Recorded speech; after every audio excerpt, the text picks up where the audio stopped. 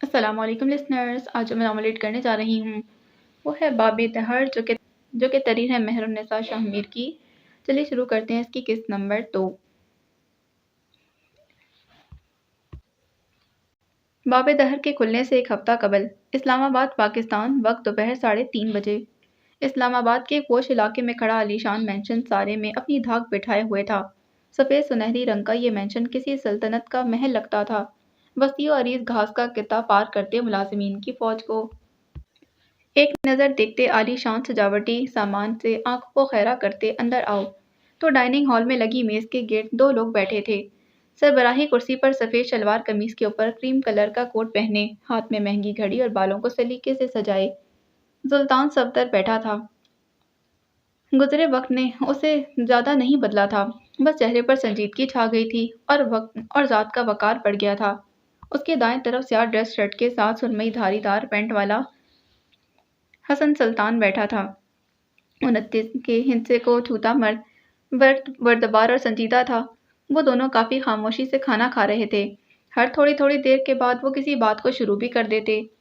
آج کھانے پر خاموشی تھی۔ حسن کو یاد آیا کہ کبھی کسی دور میں وہ کھانے پر لڑا کرتے تھے۔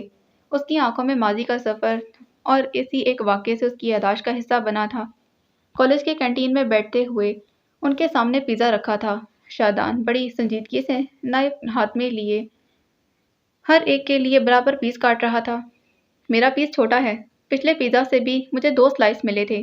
حسن نے شکایت کی، سلائس کم ملے کیونکہ تم ہر دفعہ شیئر بھی کم دیتے ہو۔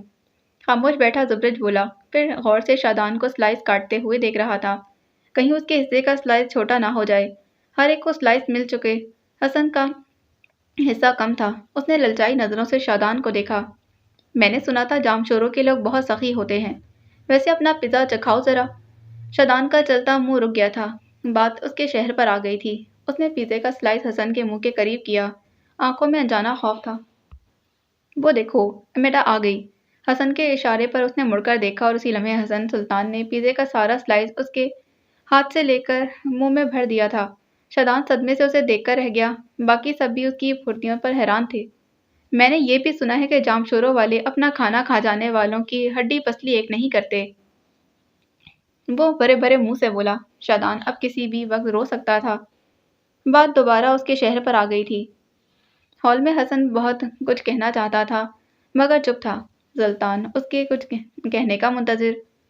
گزرے وقتوں نے ان پانچوں کے درمیان بہت کچھ بدل دیا تھا۔ حسن نے ایک لڑی کی طرح ان چاروں کو جوڑے رکھا ہوا تھا مگر وہ تھک چکا تھا۔ بابا نے اسے کہا تھا دوستوں پر ایفرٹس کرتے ہیں مگر وہ بدگمانیاں ان کا کیا کرے۔ سلطان نے کھانا کھاتے ہوئے سر اٹھایا، حسن کے بازو پر بندھے پلستر کو دیکھا۔ حسن ایک ہائی پروفائل کیس لڑ رہا تھا۔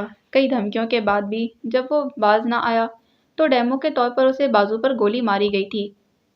تمہیں نہیں لگتا تمہیں تھوڑا محتاط رہنا چاہیے؟ سلطان نے اس کے بازو کی طرف اشارہ کیا تھا۔ حسن نے ہاتھ جھلایا اور گلاس ہاتھ میں اٹھا لیا، 2 گھونٹ بھرے، پھر واپس رکھا اور کانٹا اٹھا لیا۔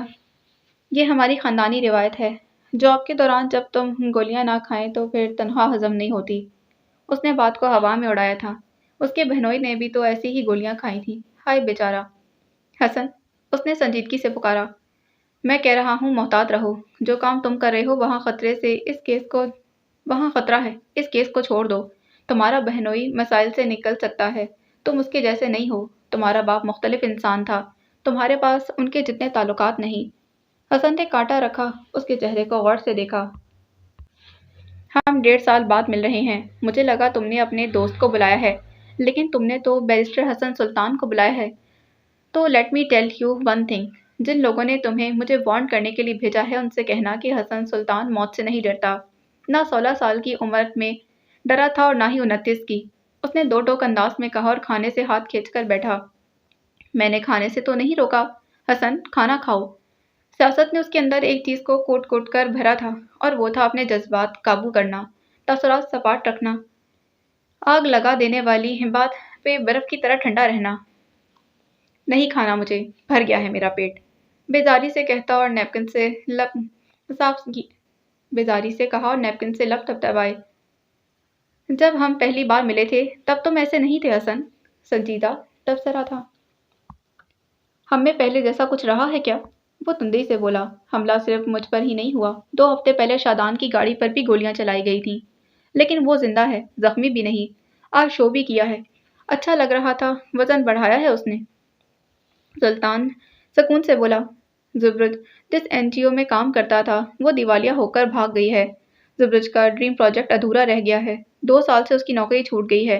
2 हफ्तों से थेरेपी सेशंस ले रहा है। थेरेपी हील, 2 लफ्जी तबसरा, सारा ध्यान खाने पर। जखरफ के बाप के कातिल उसे भी धमकियां दे रहे हैं। उनका कहना है कि जखरफ ठीक है। वो हसन की बात काटकर बोला। एक लम्हे को, बस एक लम्हे को, वो 10 साल पहले वाला सुल्तान लगा था। उसकी आंखों में सारे जहान की फिक्र थी। वो अपनी आंखों का हाल नहीं छुपा सकता था। हसन ने अफसोस से उसे देखा। हम कौन है सुल्तान? हम क्या बन गए हैं? कभी सोचा है? हम सबके दरमियान इतनी दूरियां क्यों आ गई हैं? सुल्तान ने पहलू बदला। हम ऐसे नहीं थे। एक दहर था जिसमें हम। प्लीज हसन, मैं इस वक्त तुम्हारा लेक्चर नहीं सुन सकता। हर वक्त मुझे ही क्यों सुनाते रहते हो? कभी किसी और दोस्त से क्यों कुछ नहीं कहते? मैं तुम सबके दरमियान आया और मैं हमेशा तुम सबके दरमियान आऊंगा। दहर का चक्कर बदल चुका है, मगर हसन सुल्तान आज भी वैसा है। काश तुम हम सबके दरमियान ना आए होते। सुल्तान बुड़बड़ाया और अपनी प्लेट पर झुक गया था।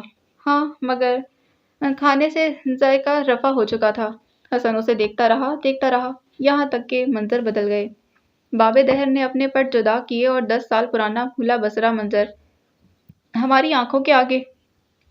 लंदन में हर किस्म के खाने दस्तयाब हैं, मगर इन पिज़्ज़ा, बर्गर और बाकी हर किस्म के फास्ट फूड को छोड़कर निहारी, कढ़ाई, पाए, नान, चने, पालक, गोश्त, बिरयानी खाने का जी चाहे तो क्या लंदन आपको मायूस करेगा? लंदन मेहमानों को मायूस नहीं करता। लंदन और उसके मज़ाफ़ात में कई देसी रेस्तरां हैं जहाँ खालिस देसी मिर्च मसालों वाले खाने दस्तयाब हैं। ऐसे ही एक रेस्तरां में चुपके से कदम रखो तो एक गोल मेज के गिर्द 4 कुर्सियां रखी थीं जिन पर 4 लोग बैठे थे। चारों ने स्कूल यूनिफॉर्म पहन रखा था। गले की टाई मेज पर रखी, जिनसे वो चारों वक्तन फवक्तन अपने हाथ साफ करते थे। स्टूडेंट्स कार्ड भी इसी मेज पर ख्वार हो रहे थे। मेज की तरफ नजर उठाओ तो पराठे, नान, चने, सादा चपाती, कोरमा, बिरयानी, आलू गोश्त, आलू की भुजिया रखी थी। साथ लस्सी के बड़े बड़े चांदी के गिलास। अंग्रेजी लिबास पहने देसी खाना खाते वो चारों कोई और ही मखलूक लगते थे। उंगलियों पर लगे सालन को उंगलियों से चाट लेते और एक दूसरे से ज़्यादा खा लेने के ज़्यादा से ज़्यादा खाना अपनी प्लेट में निकालते। साथ साथ एक दूसरे की प्लेट भी भरते जाते। इन चारों से ज़रा फासले पर रखी मेज़ पर एक स्याह आंखों वाला लड़का बैठा था। ग्लास वॉल के पार आते जाते लोगों को देखते हुए वो तमीज़ और तहजीब से पराठा और अंडा खा रहा था। बेख्तियार उसे अपने बहनोई के बनाए कश्मीरी पराठे याद आए थे। कमबख्त मुंह से जहर उगलता था, मगर हाथों से शाहकार बनाता था। उसे याद करके वो मुस्कुराया। हसन सुल्तान यूं ही बैठे बैठे एक ज़रा की ज़रा नज़र अपने से ज़रा फासले पर बैठे इन चारों लोगों पर भी डाल लेता। उनमें से 2 लोगों को वो जानता था। एक सुल्तान, क्योंकि सफदर हुसैन साहब से उसके बाप मेराज सुल्तान की अच्छी दोस्ती थी, और दूसरी ज़ुखरफ, जिसकी माँ से हसन की बहन के अच्छे ताल्लुकात थे। एलीट क्लास की फैशन आइंक्स वो उठकर उनके पास नहीं गया था। ये उसका अंदाज नहीं था। मुझे तो लगा था कि तुम पैसे लाए होगे। ये क्या तरीका है? आवाज़ पर उसने गर्दन मोड़ी। शादान हस्बे तवक्का भड़क रहा था। भारी भरकम सी पाकिस्तानी मालकन इन चारों को खून आशाम निगाहों से घूर रही थी। शादान, पिछले हफ्ते भी मैंने बिल दिया था और मुझे लगा कि आज तुम सब हो तो मुझे क्या ज़रूरत है वॉलेट लाने की। सुल्तान का चेहरा मारे शर्मिंदगी के सुर्ख पड़ रहा था। ज़ुखरफ का बस ना चलता था कि किसी कोने में छुप जाए। किसी को अगर फ़र्क नहीं पड़ता तो वो ज़ुबरज था। अगर उसे कह देते कि चलो तुमने बर्तन धोने हैं, वो हंसी खुशी पिया देश चला जाता। तुम लोग पैसे लाए हो या नहीं, इससे मेरा कोई ताल्लुक नहीं। मुझे मेरे पैसे चाहिए, वरना तुम सब अभी मुझे जानते नहीं। मालकन की आवाज़ पर वो तीनों एक दूसरे को देखने लगे। चौथा इस वक्त बाकी बचे खाने के साथ इंसाफ करने लगा। प्लेट खाली करना कब सीखेंगे इसके 2? कितने पैसे हुए? हसन सुल्तान अपनी मेज़ से उठ आया था। किसी किस्म के दिखावे के लिए नहीं, हाँ अलबत्ता सिखाए गए आदाब के लिए। औरत अब उसे वैसे बता रही थी। हसन का मुंह बाकायदा खुला। 10 से 12 लोगों का खाना वो 4 लोग कैसे खा गए थे? उसने वॉलेट से पैसे निकालकर औरत की तरफ बढ़ाए। जब शादान ने इंडियन सूप सीरियल के फ्लॉप हीरो की तरह अपना हाथ बीच में लाया। آس پاس بنا آواز کے دھوم دھوم تانا تانا دیرے نہ جیسے بجنے لگا تھا۔ کیمرہ مین کا بجٹ نہیں تھا ورنہ شف شف کی آواز کے ساتھ ایک ایک کردار کا چہرہ بھی دکھایا جاتا۔ تم ہمارے باپ لگتے ہو جب بل پے کرو گے۔ باقی تینوں نے برا سا منہ بنایا۔ بھلا ان کے باپ کو بیچ میں لانے کی کیا ضرورت تھی؟ اگر میری اولاد تم چاروں جیسی ہوتی تو اپنی بیوی پر کیس کر دیتا اور خود کتا مار پی کر مر جاتا۔ چوہا مار نہیں ہوتا؟ زبرت پلیٹ سے چہرہ اٹھا کر پہلی بار بولا تھا۔ حسن نے مڑ کر اسے دیکھا۔ آنکھوں میں تمسخر تھا۔ تمہیں لگتا ہے تم چاروں جیسی اولاد کے بعد صرف چوہا مار اثر کرے گا؟ آپس کی بات ہے، کتا مار بھی اثر کرے گا۔ ہاں، مگر ایک ہٹ شاٹ۔ زبرت کی چلتی زبان باقی تین کی گھوریوں پر رک گئی تھی۔ اس کا علاج تو ہاسٹل جا کر کریں گے۔ یہ حسن سلطان ہے، بابا کے دوست کا بیٹا۔ سلطان نے ان تینوں سے حسن کا تعارف کروایا، پھر حسن کی طرف مسافے کے لیے ہاتھ بڑھایا۔ بابا نے مجھے تم سے ملنے کا کہا تھا۔ آئی ایم سوری میں وقت نہیں نکال سکا۔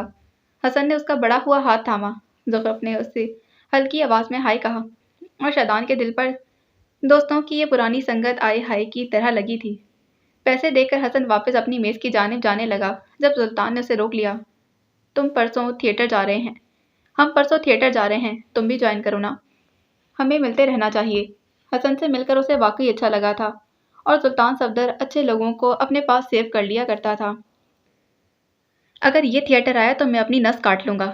اپنے دوستوں کے بڑھتے التفات دیکھ کر شادان کو غصہ چڑھا تھا۔ سب نے ٹہر کر ایک نظر اسے دیکھا، پھر زخرف نے اس کی کلائی پکڑ لی تھی۔ یہاں سے کاٹنا، یہاں سے۔ وہ انگلی سے اس کی کلائی پر نشان لگا رہی تھی۔ یہاں سے کٹ گئی تو زندگی کا کوئی امکان نہیں بچے گا انشاءاللہ۔ شادان نے صدمے سے اسے دیکھا، پھر باقی دوستوں کو۔ یعنی میں واقعی نس کاٹ لوں؟ ویسے تو تم مجھے بہت عزیز ہو، لیکن اگر یہی تمہارا آخری فیصلہ ہے تو میں دوستوں کے فیصلے کی عزت کرتا ہوں۔ سلطان نے اس کا کندھا تھپکا۔ اور اگر ہو سکے تو اپنی ڈینم جیکٹ مجھے دے جانا۔ اسے میں اس جیکٹ میں اچھا لگتا ہوں نا؟ زبرج کی فرمائش۔ سلطان صفدر نے سر جھٹکا اور پھر حسن کو دیکھا۔ وہ انہیں ہی دیکھ رہا تھا۔ میرے پاس تمہارا نمبر ہے، ایڈریس بھیج دوں گا۔ سلطان خوش دلی سے بولا۔ آج تم نے پے کیا ہے، تھیٹر کے لیے پاپ کارن اور کافی میں لے آؤں گا۔ زبرت کی شاخ ارچی۔ تم سے مل کر بہت اچھا لگا حسن۔ زخرف مسکرا کر بولی۔ شادان اب بھی اسے قہر آلود نظروں سے دیکھ رہا تھا۔ حسن اپنی میز کی طرف جاتے جاتے رکا، مڑ کر اسے دیکھا اور آنکھوں میں شیطانی چمک تھی۔ باقی تینوں کا بل بھر دیا ہے، مگر تم پر یہ فیور ادھار رہا کیونکہ میں تمہارا باپ نہیں اور نہ ہی مجھ پر تمہاری نس کاٹنے کی دھمکی اثر کرے گی۔ شادان کا بس نہ چلتا تھا وقت کو پیچھے لے جائے اور اس ریسٹورنٹ کو آنے پر ہی لعنت بھیجے۔ اس وقت اس دن کے بعد بہت کچھ بدل گیا تھا۔ ان 4 لوگوں میں پانچویں کا اضافہ ہو گیا۔ تھیٹر کے ٹکٹس 5 ہو گئے، میٹرو کی سیٹس 5 ہو گئیں، کافی کے کپ 5، پیزا کے ٹکڑے 5 ہو گئے۔ ادھار مانگنے کے لیے ایک فرد بڑھ گیا تھا، پلان میں حصے بڑھ گئے اور کپڑے مانگنے کے لیے ایک اور وارڈروب بڑھ گئی تھی۔ خاندان میں ایک فرد کا اضافہ ہو گیا تھا۔ کیا کہتے ہو، حسن کو کال کر لیں؟ زخرف کی بات پر دروازہ پار کرتا زبرت تھم گیا تھا۔ آہستگی سے گردن موڑ کر اسے دیکھا۔ آنکھوں میں تاریکی تھی، زخرف کی آنکھوں میں امید۔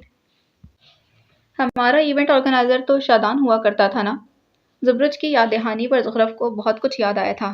تلخی سے سر جھٹکتے اس نے حسن کو ویڈیو کال ملائی۔ یہاں سے دور ڈائننگ ہال میں بیٹھے حسن سلطان کا موبائل بجا۔ ایک سرسری نگاہ موبائل پر ڈالتے وہ بے اختیار چونک گیا۔ جلدی جلدی کال اٹینڈ کی۔ سلطان جو پاس کھڑے ملازم سے کچھ کہہ رہا تھا، اس نے جو ہی گردن موڑی، حسن کے موبائل کی اسکرین پر اسے ایک چہرہ نظر آیا تھا۔ وہ تھم گیا، ہر آہٹ تھم گئی، ہر آواز تھم گئی۔ اس کے قدموں کے نیچے زمین ساکن ہوئی۔ ایک پل کے لیے وہ سانس نہیں لے سکا۔ اگر اس کے دل پر ہاتھ رکھ کر دیکھو تو وہ بھی تھما تھا۔ اس کی آنکھوں کی چمک واپس آ گئی تھی، وہ چمک جو بس اس سرمئی آنکھوں کو دیکھ کر آتی تھی۔ کیسے ہو حسن؟ لانگ ٹائم نو سی، زخرف مسکراتے کہہ رہی تھی، مگر اسی پل اسی نظر سلطان پر پڑی۔ سارے الفاظ بھول گئے، سارے چہرے ایک دم سے غائب ہو گئے۔ کچھ دکھائی دیا تو بس سلطان، اور اس وقت اگر وہ کچھ نہیں دیکھنا چاہتی تھی تو وہ بھی سلطان۔ کیسی ہو زخرف؟ وہ سنبھل کر بولا۔ بدقت سانس لی۔ میں ٹھیک ہوں، تم کیسے ہو؟ اس نے چہرے پر ہاتھ پھیر کر بال درست کیے تھے، وہ نروس ہوئی۔ تم کیسے ہو زبرج؟ اب وہ چوکٹے میں ابھرنے والے دوسرے چہرے سے پوچھ رہا تھا۔ حال احوال کے بعد ان سب کے پاس کہنے کو کچھ نہیں بچا تھا۔ بس حسن تھا جو کچھ کہنے کی کوشش کرتا تھا۔ زبرج خاموشی سے بیٹھا تھا جب حسن نے ہی کہنا شروع کیا۔ میں شادان کو بھی کال پر لے رہا ہوں۔ کہتے ہوئے اس نے ایک اور کال ملائی۔ کوسوں دور اپنے کمرے میں بالکونی کی ریلنگ پر ہاتھ جمائے کھڑے شادان کا فون بجا تو وہ خیالوں کی رو سے باہر آیا۔ پینٹ کی پاکٹ سے موبائل نکال کر اس نے نمبر دیکھا تو اسے اچنبھا ہوا۔ وہ دونوں تو اچھے ٹرمز پر نہیں تھے، پھر یہ کال؟ گہری سانس بھرتے کال اٹینڈ کرتے وہ سنگل صوفے پر آ بیٹھا۔ اسکرین کے چوکھٹے میں اسے 4 لوگ نظر آئے تھے۔ خوش ہونے کے باوجود اس کے چہرے پر طنز تھا۔ ہزار باتیں تھیں، ہزار طنز، ہزار گلے شکوے تھے۔ اس نے دل میں رکھے اور دل میں ہی کرتا رہا۔ میرا خیال تھا کہ ہم مل لیں، ہم سب چند دن کا ناردرن ایریاز کا ٹور کیسا رہے گا؟ زخرف نے ایک بار پھر کچھ کہنا چاہا۔ میں مصروف ہوں، سلطان بولا۔ ایک دن کے لیے اندرون لاہور کی سیر؟ شادان تمہارے لیے تو گولڈن چانس ہے، دیسی کھانوں کے بہت شوقین تھے نا تم؟ حسن بولا۔ وقت گزر گیا، شوق بدل گیا، جو تھا وہ ماضی میں رہ گیا۔ وہ تلخی سے بولا تھا۔ زخرف کی رنگت بجھنے لگی۔ اسے ان لوگوں کو یوں اچانک کال نہیں کرنی چاہیے تھی۔ ماضی کی راکھ پھیلاؤ، ذرا کیا معلوم کچھ نکل آئے۔ کوئی شوق، کوئی گلہ، کوئی کارنامہ۔ سلطان کا بس نہ چلتا تھا اس کی گردن تک اپنے ہاتھ میں لے۔ قصہ تو حال ہی کا بھی کوئی مختلف نہیں۔ لوگ کہتے ہیں، کرتے کچھ ہیں اور بتاتے کچھ ہیں۔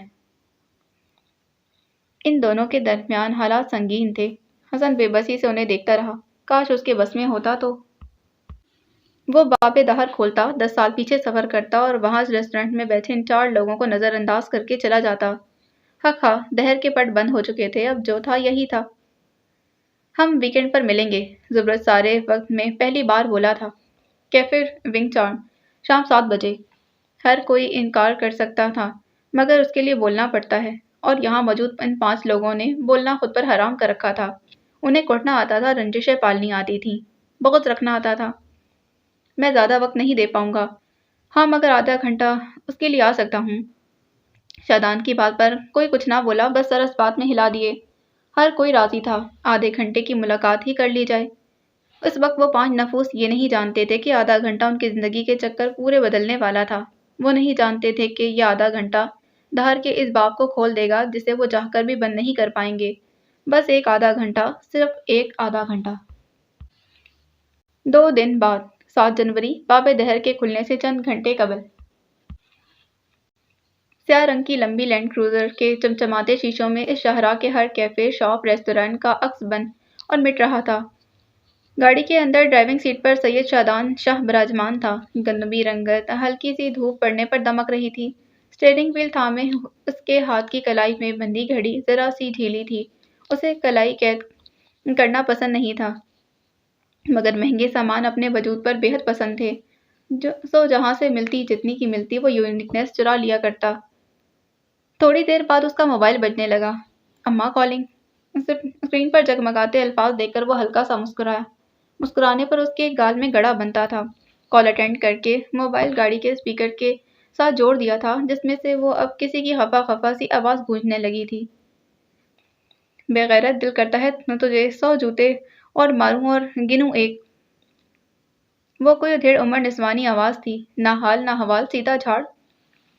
مجھے پہلے ہی پتا تھا کہ آپ کی گنتی خراب ہے، وہ مزے سے بولا تھا۔ دوسری طرف عورت مزید آگ بگولا ہو گئی۔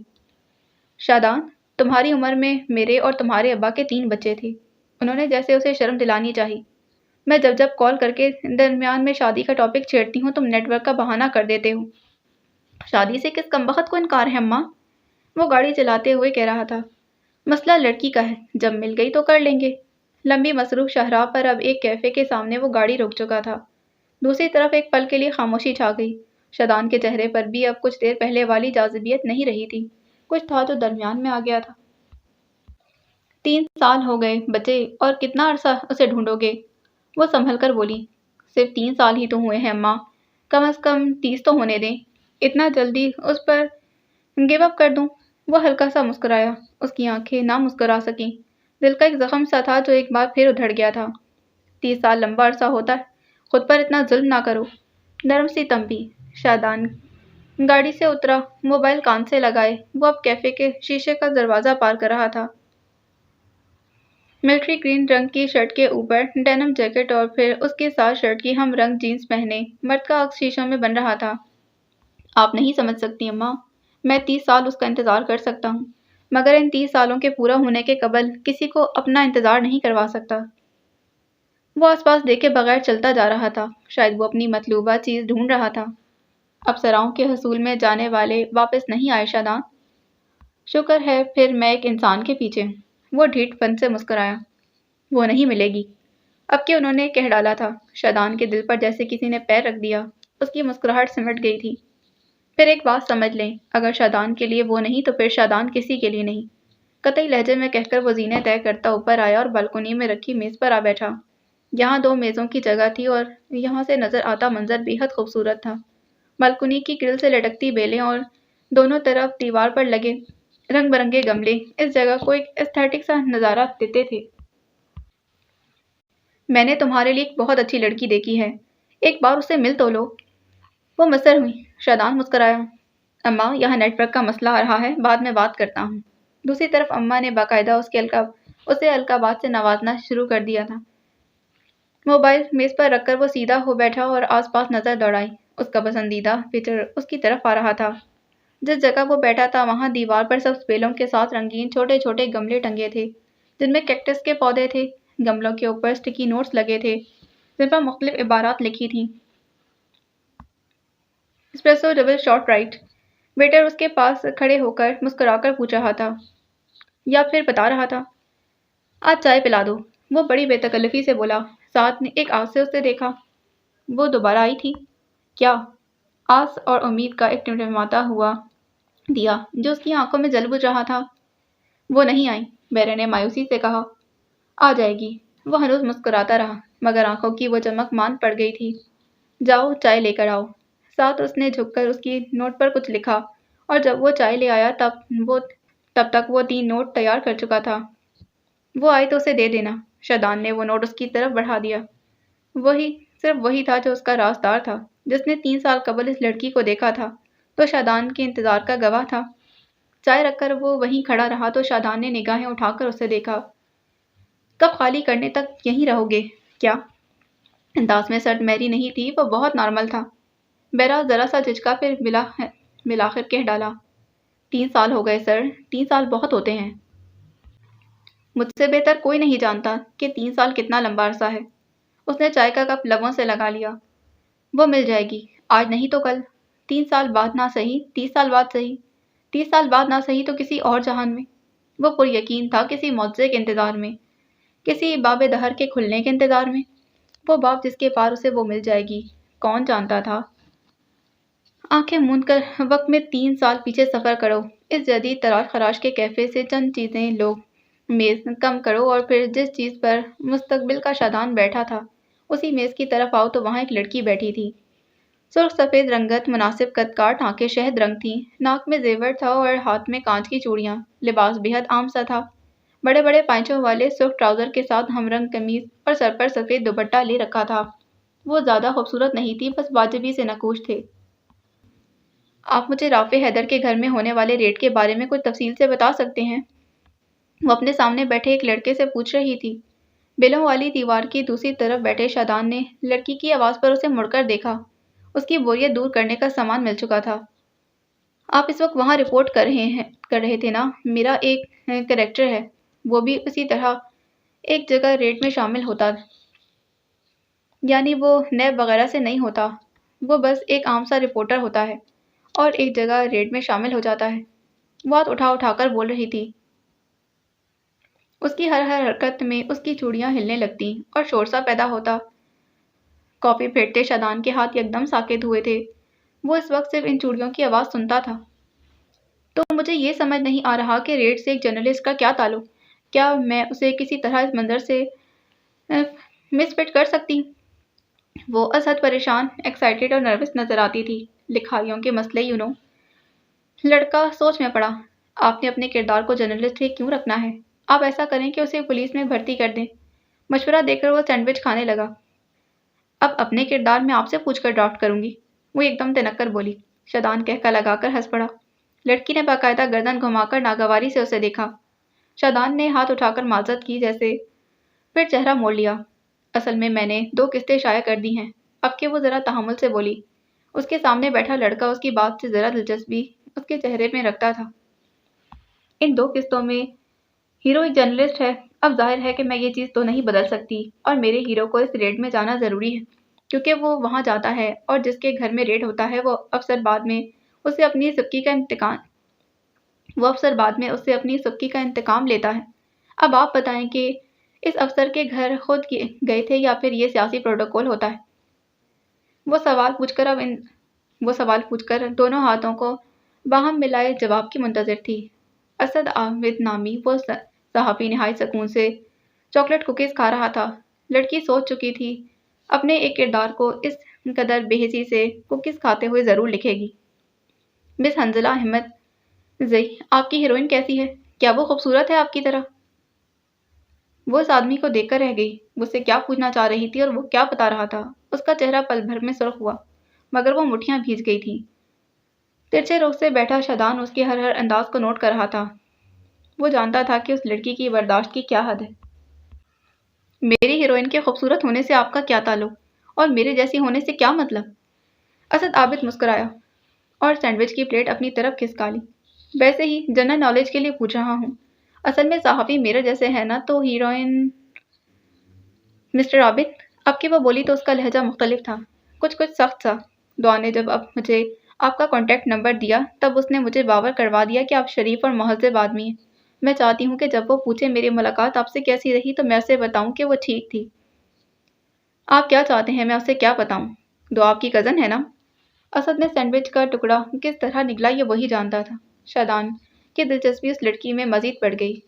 آج پہلی بار وہ کافی سے زیادہ کسی انسان میں دلچسپی لینے لگا۔ جی آپ صحیح کہہ رہی ہیں مس حنظلہ، میں بس مذاق کر رہا تھا، وہ سنبھل کر بولا۔ سینڈوچ سے ہاتھ کھینچ لیا۔ پوچھیں آپ کیا پوچھنا چاہتی ہیں؟ حنظلہ نے سپاٹ انداز میں اپنا سوال دہرایا۔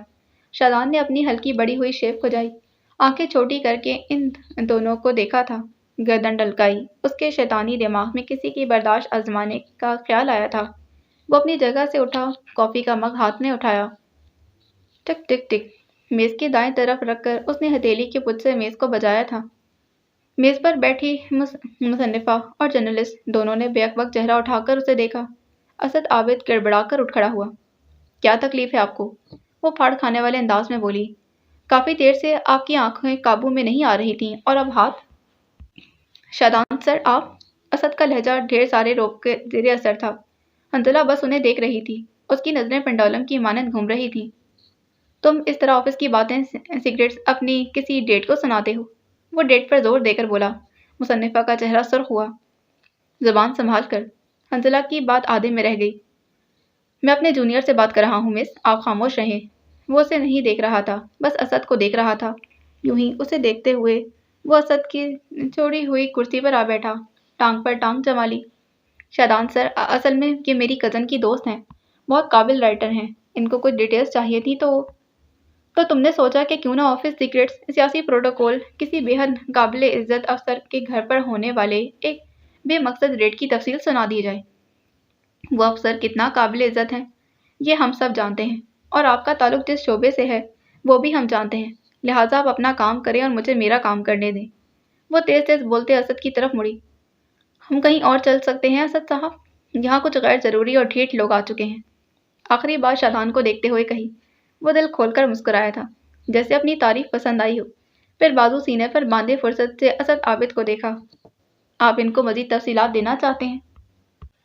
وہ گومگوں کسی کیفیت میں چند پل کھڑا رہا اور پھر جلدی سے اپنا موبائل اور بائک کی چابی اٹھائی اور اگلے ہی لمحے وہ کیفے کا داخلی دروازہ پار کر گیا تھا۔ حنظلہ بے یقینی سے اسے جاتے ہوئے دیکھتے رہی۔ وہ اس کا آخری کانٹیکٹ تھا جو اسے 3 ماہ کی خواری کے بعد ملا تھا۔ اسے 15 دن بعد کس شائع کرنی تھی اور جو ہوا تھا وہ اسے پروسیس نہیں کر سکی تھی۔ آئندہ کسی ریلائبل انسان سے رابطہ کرنا، اور تم ایسا کیسے کر سکتے ہو؟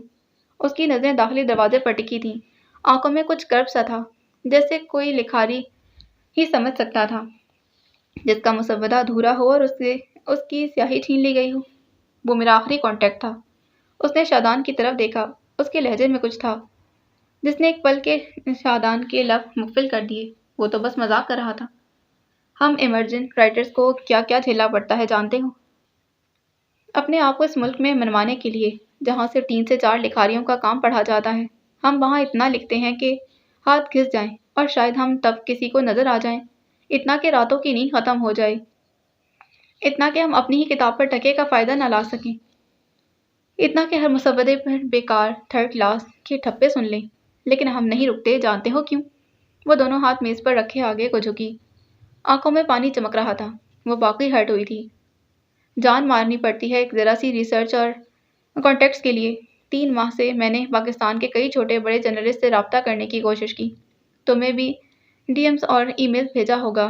اگر آپ سرکار کی نظر میں پڑی ہو تو تم نے 1 منٹ کے اندر اندر اسے یہاں سے بھگا دیا۔ تم جانتے ہو تم نے میرا کتنا بڑا نقصان کیا ہے۔ اس کا دل چاہ رہا تھا کہ وہ چیخ چیخ کر رونے لگے۔ شادان ہکا بکا رہ گیا۔ کیا واقعی اس کا اتنا بڑا نقصان ہوا تھا؟ وہ ہر آئے دن یوں ہی کیفے میں بیٹھے ہوئے کسی کے ساتھ پرینک کر دیتا، عادت سے مجبور، مگر اس نے کبھی کسی کا نقصان کرنے کا نہیں سوچا تھا۔ مجھے نہیں پتا تھا کہ آپ… وہ مزید کچھ نہ کہہ سکا۔ حنزلہ پیر پٹکتے وہاں سے چلی گئی۔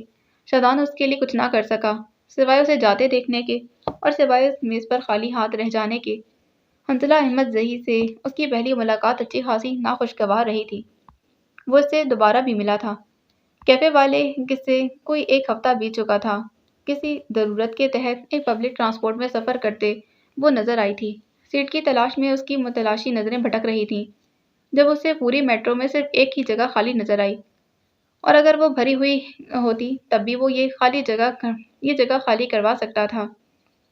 وہ سیٹ پر آ کر بیٹھا تو کھڑکی والی سیٹ پر بیٹھی لڑکی نے پلٹ کر اسے دیکھا۔ ایک لمحے کے لیے اس کا چہرہ سرخ ہوا تھا اور آنکھوں میں خون اتر آیا۔ اس سے پہلے کہ وہ کچھ کہتی، شادان کہہ اٹھا، اس دن کے لیے آئی ایم سو سوری۔ وہ ہاتھ اٹھا کر بے حد معذرتی انداز میں بولا، ایک نئے لکھاری کے لیے جتنی مشکلات آتی ہیں میں انہیں سمجھ سکتا ہوں۔ میں آپ کی بکواس میں انٹرسٹڈ نہیں۔ وہ دھیمے لہجے میں گھٹائی۔ اس کا بس نہ چلتا تھا شادان کو چلتی بس سے دھکا دے دے۔ مٹھیاں بھیج کر اس نے ضبط کرنے کی کوشش کی تھی۔ بکواس مت سنو، بات اور التجا سن لو، بلکہ ویلڈ پوائنٹ سن لو۔ میں اس دن بس مذاق کر رہا تھا۔ ہاں مجھے نہیں کرنا چاہیے تھا، مگر کیا؟ دوسرا وہ لڑکا تمہیں انفارمیشن دینے سے زیادہ تمہارے چہرے اور کافی میں دلچسپی رکھتا تھا۔ تیسری بات، کہانی کاروں کے لیے یہ دنیا کتنی ظالم ہے میں تم سے زیادہ اچھے سے سمجھ سکتا ہوں۔ وہ یہاں چیخ چلا نہیں سکتی تھی، وہ اس کا سر نہیں پھاڑ سکتی تھی، لہٰذا رخ موڑ کر بیٹھ گئی۔ اس وقت وہ ضبط کے کڑے مراحل سے گزر رہی تھی۔ ہم دونوں کہانی کار ہیں، تم لکھتی ہو میں سناتا ہوں، تم گھڑتی ہو میں حقیقت بیان کرتا ہوں۔ تمہاری کہانیوں میں ہیپی اینڈنگز ہوتی ہیں اور میری کہانیوں میں بس اینڈنگ ہوتی ہے۔ مجھے اگلی بار یہ مت کہنا کہ میں تمہیں سمجھ نہیں سکتا۔ حنزلہ کچھ نہیں بولی، مگر اس کے تنے تاثرات ڈھیلے پڑ چکے تھے۔ باقی کا سفر وہ اسی رخ موڑے ہوئے تھی۔ دوبارہ اسے مخاطب شادان نے بھی نہیں کیا تھا۔ وہ بس کاغذ پر کچھ لکھتا رہا۔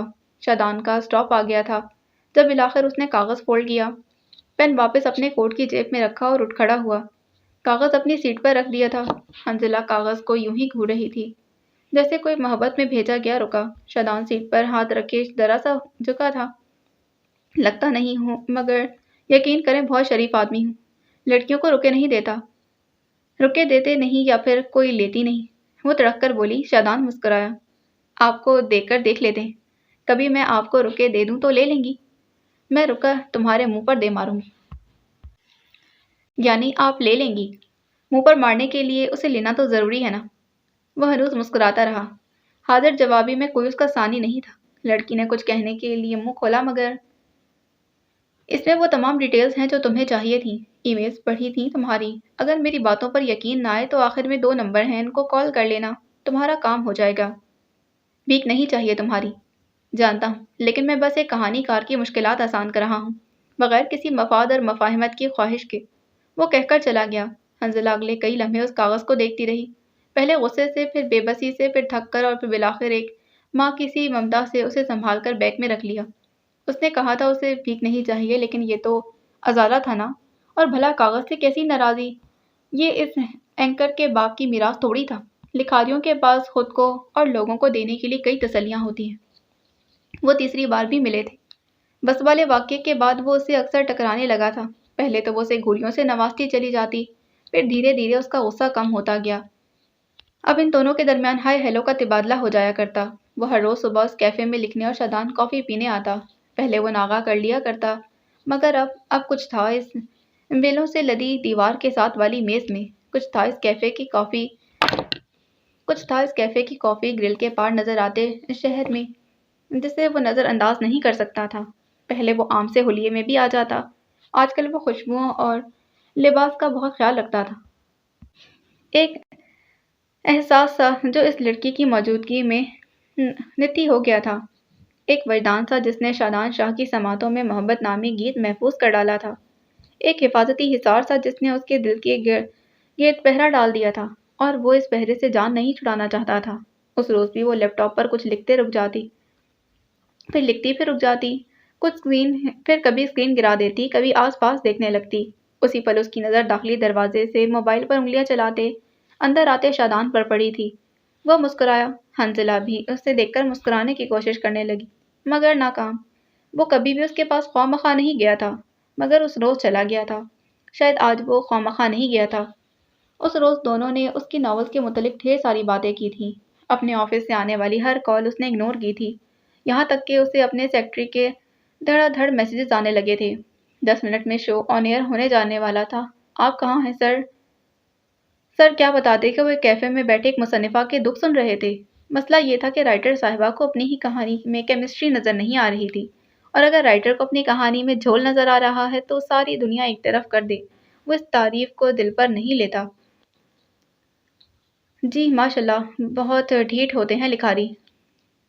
شو کینسل کر دو یا پھر جو مرضی کر لو، میں نہیں آ رہا۔ ٹکا سا جواب لکھ کر بھیجا۔ اس کی سیکرٹری باقاعدہ غش کھاتے کھاتے گری، اتنا غیر پروفیشنل جواب! سر، آپ اس طرح بغیر کسی وجہ کے شو کینسل نہیں کر سکتے۔ شادان نے ایک نظر اس میسج کو دیکھا، دوسری نظر اس لیپ ٹاپ پر کھلے مسودے جو اسے پڑھنے کے لیے دیا گیا تھا۔ اس کی اگلی نظر ہانی چند گھنٹوں میں اسے نک نیم بھی دے چکا تھا کی طرف اٹھی تھی۔ وہ جس بے چینی اضطراب سے اسے دیکھ رہی تھی، وہ شو تو کیا کیریئر بھی کینسل کر سکتا تھا۔ وجہ تو ہے جسے تم سمجھ نہیں سکتی، اور شاید میں بھی نہیں۔ اس نے میسج بھیج کر موبائل آف کر دیا اور پھر مکمل انہماک سے اس مسودے کو پڑھنے لگا۔ کس کی آخری سطر پڑھتے اس کی آنکھوں میں ستائش ابھری تھی۔ ہیروئن فرینچ تھی اور ہیرو پاکستانی۔ اس کے فرینچ مکالمے اس خوبصورتی سے لکھے گئے کہ شادان دنگ رہ گیا۔ تمہیں فرینچ آتی ہے؟ اس نے حنزلہ سے پوچھا۔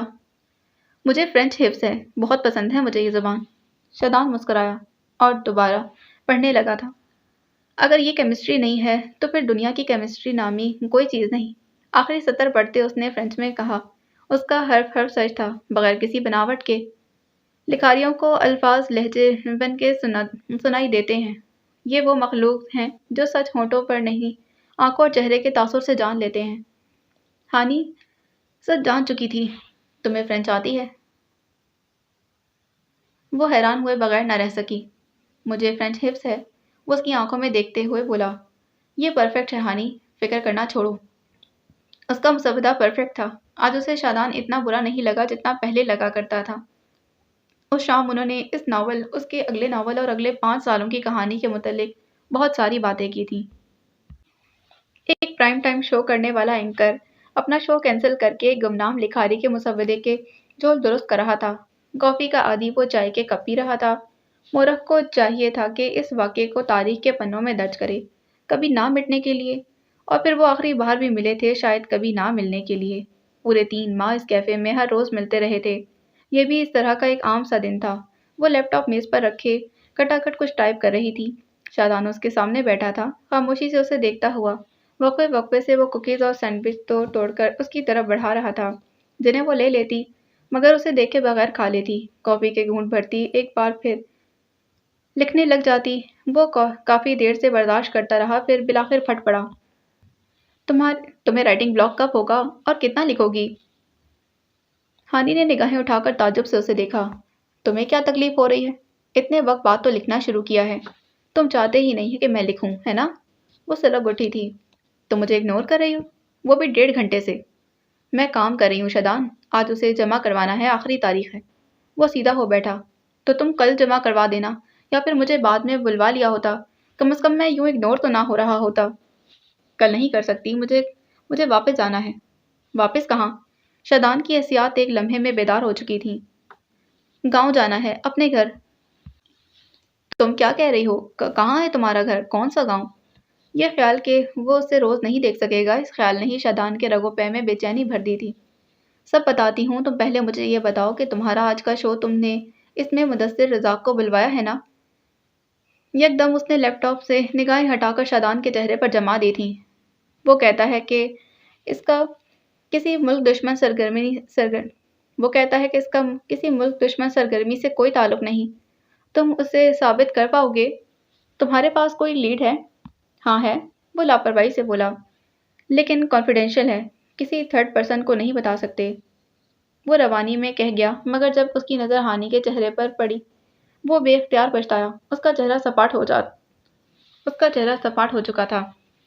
ہانی، میرا مطلب یہ نہیں تھا کہ تم تھرڈ پرسن ہو، میں تمہیں جانتا ہوں۔ تم اسے سمجھ نہ آیا کہ وہ کیا کہے، جو تھا وہ صرف شادان کی طرف سے تھا۔ حنزلہ تو آج بھی شاید اسے کیفے کی ایک میٹنگ ہی سمجھتی تھی۔ اچھا چھوڑو، یہ بتاؤ تم کہاں جا رہی ہو، کب اور کیوں؟ کانفیڈینشیل ہے، کسی تھرڈ پرسن کو نہیں بتا سکتے۔ وہ اسی کے انداز میں بولی تو شادان نے بے اختیار کر آنکھیں میچ لی تھیں۔ حنزلہ اب اپنا سامان سمیٹ رہی تھی، شاید اس کا کام ہو چکا تھا۔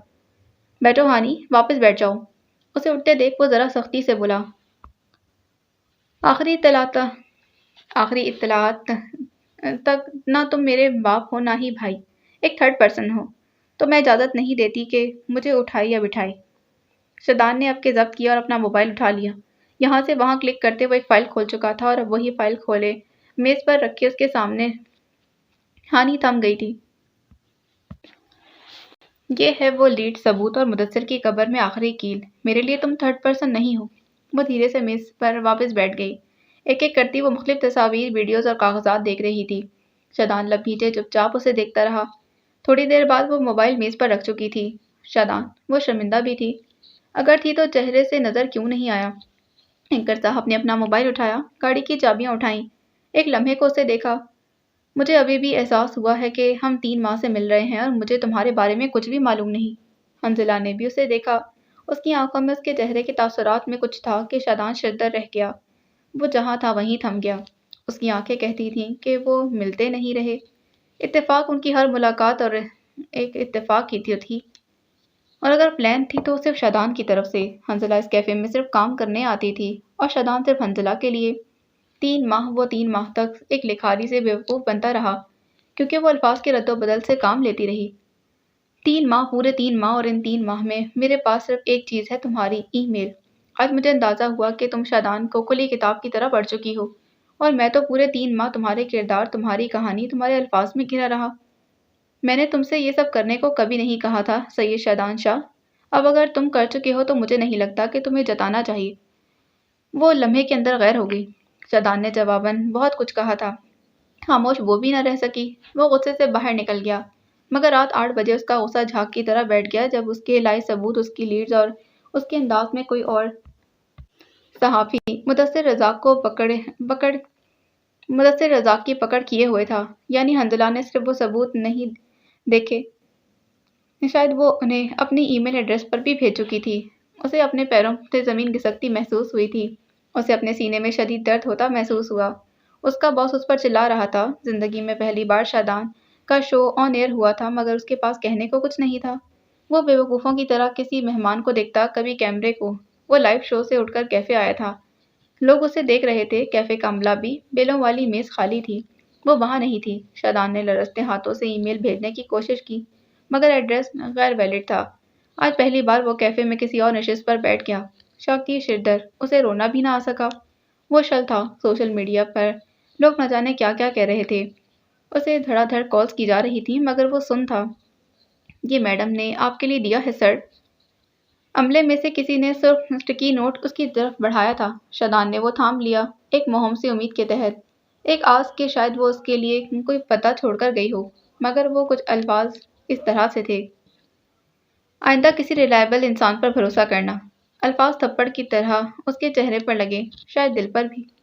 اسے غصہ آیا، اسے بے بسی محسوس ہوئی، اسے ملال ہوا، اسے شکست محسوس ہوئی۔ آج کے شو میں ہونے والی غیر پروفیشنل حرکت اور اس کی لیڈ کسی اور کو مل جانا، اس کی جاب جا چکی تھی اور اسے یقین تھا حنزلہ سے اب وہ نہیں مل سکتا تھا۔ یہ وجدان تھا۔ اس رات اس کیفے میں بیٹھ کر اس نے بہت کچھ ہار دیا تھا۔ جواب دل سکون سر فہرست تھے۔ آج حال میں اس کیفے میں بیٹھے ہوئے سے اندازہ ہو رہا تھا کہ وہ 3 سال گزار آیا ہے۔ زندگی نے اسے ان 3 سالوں میں سب واپس دیا تھا، کام، شہرت، مقام۔ اگر کچھ نہیں دیا تو وہ حنزلہ تھی۔ گہری سانس لیتے اس نے ایک بار پھر کاغذ پر چند الفاظ گھسیٹے۔ 3 سالوں میں وہ ایسے کتنے نوٹ لکھ چکا تھا، اسے گنتی ہی بھول گئی تھی، مگر وہ ہر ماہ یہاں آ کر ایک اسٹیکی نوٹ پر چند سطریں ضرور لکھتا اور اسے بیرے کے حوالے کر دیتا۔ آج ایک بار پھر اس نے ایک نوٹ لکھا تھا، والیٹ اور چابی اٹھائی تھی اور اٹھ کھڑا ہوا۔ چائے کافی آج بھی انچھوئی تھی۔